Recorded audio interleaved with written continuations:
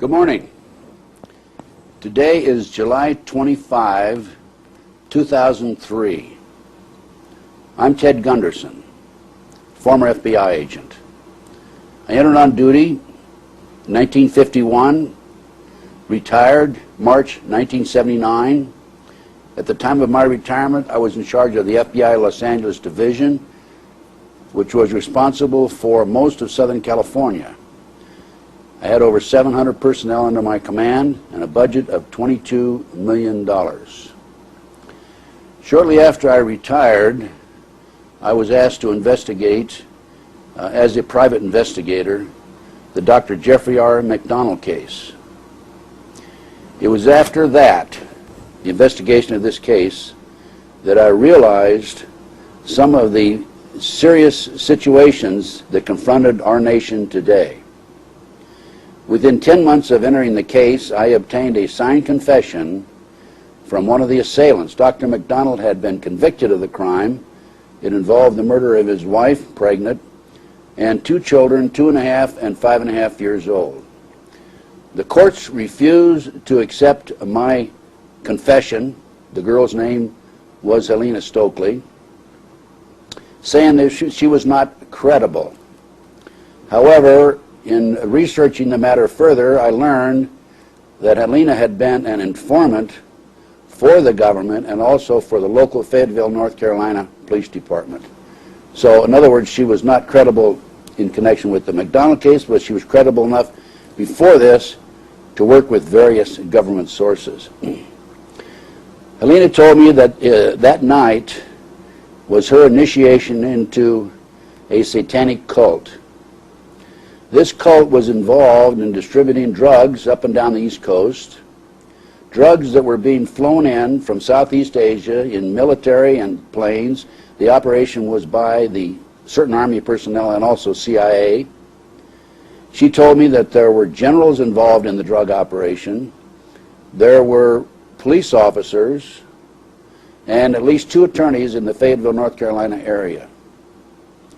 As a result of receiving this information, I went public. And from going public on talk shows, TV shows, and so forth, people from throughout the country came to me with the same basic stories. People from the East Coast and the West Coast, South, Midwest, and Northwest. It was then that I realized these people who did not know each other were furnishing the same basic information about satanic cults. And of course, as a result of this, I delved further into this situation. The path that this led me down is mind-boggling. Over the last 23, 24 years, I have developed so much information about the situation as it exists in our great country and gone public with it as much as possible, and yet I am being ignored. And the information I have furnished to authorities is being ignored. And I'll go into that later on in this interview. But the point in question here is, this is when the lights went on for me. Now, in looking through the situation, and as a result of my research, of course, I knew that we were advised about Pearl Harbor several days before the attack on Pearl Harbor, yet it was supposed to be a surprise attack. I talked to the naval intelligence officer who received the message in Washington, D.C. on December the 4th, 1941, that the Japanese were going to attack Pearl Harbor. He sent the message on to his superiors. After the war, he was subpoenaed before a committee, congressional committee. He was told by his superiors at that time, ignore the subpoena. You don't understand now, but you will later on. As we all know, and as well documented, we knew in advance of Pearl Harbor. It was covered up. And then you have the Jack Kennedy assassination. There was more than one shooter involved in the Kennedy assassination. Lee Harvey Oswald was a pawn. It was a combination of the CIA and the Chicago mob, Sam Giancana. This is very well documented in a TV series that's appeared on A&E about every 6 months, as a matter of fact. It's called The Men Who Killed Kennedy by Nigel Turner, an English producer. And then we have Bobby Kennedy assassination. Bobby Kennedy's assassination, there were more bullet holes in the walls and the doors than Saran's gun could hold. There were more people involved in that, another cover-up.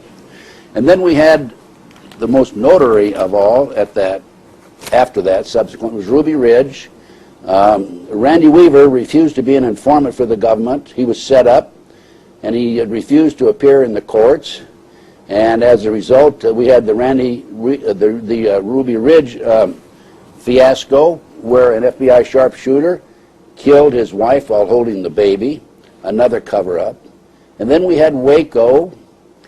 Wako was an unbelievable situation because the military was there, took on the Koresh and his followers, and that's in direct violation of posse comitatus, whereby the military is not allowed to become involved in the enforcement of civilian population. Of course, the FBI was there also, and BATF was also there.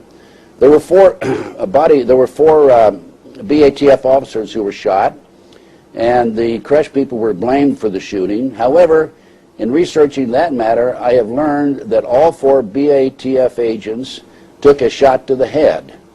Now, this means that there was a sharpshooter there, and in one instance, the bullet came from above into the man's lip and down into his body. That was just one. In further research in the matter, I learned that these 4 BATF agents had at one time been a bodyguard for Bill Clinton, the President of the United States. And next we had the World Trade Center bombing in February 1993. Unfortunately, there were 6 people killed. But what happened there was the FBI had an informant, Salam, a 43-year-old former Egyptian Army officer, and he wore a body mic when he went on his contacts with the terrorists. And as a result, they had an open and closed case at the trial. However, he testified at the trial that he also wore a body mark when he was interviewed by the FBI agents.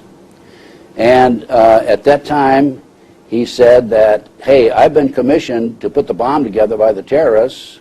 We're going to use a dummy bomb, aren't we? His superiors in the FBI said, no, we're going to use a real bomb. The point being, the FBI not only knew in advance of the bombing of the World Trade Center in February 1993, the FBI furnished the ingredients for the bomb. Documentation, New York Times article, October 23, 1993.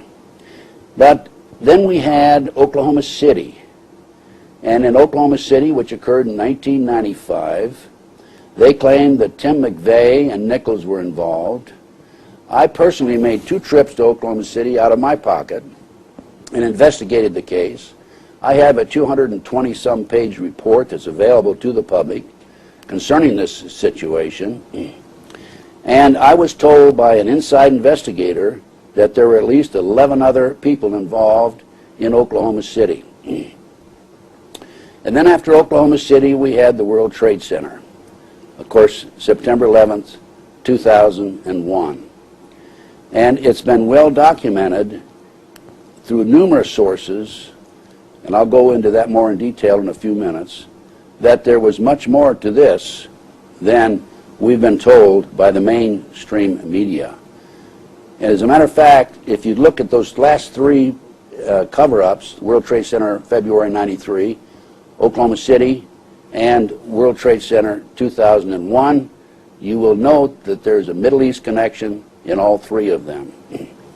Now, after the Jeffrey McDonald case, I was involved in a number of other investigations, which I have learned have also been covered up by authorities who are responsible for investigating these matters. In addition to the Jeffrey McDonald case, I investigated a case on the West Coast, Manhattan Beach, California, called the Mcmartin trial, Mcmartin preschool case. The children said that after they were dropped off by their parents in the morning, the authorities, the teachers, in a number of instances, took them down through tunnels and up into a trapdoor, the triplex next door, placed them in automobiles, took these 2, 3, 4-year-old children out into the community where they were prostituted. The authorities again claimed that this is not true. The children were exaggerating. They were influenced by their therapists. Well, in 1990, I had an opportunity to gain control of the Mcmartin school property. I hired along with some of the parents, of course, I hired an archaeologist, Dr. Gary Stickler from UCLA, and we began an excavation of the property. The authorities had looked for tunnels under the school in 1987, said there were none, they could find none. Well, Dr. Gary Stickler, after 34 days, specifically stated that there were definitely tunnels there.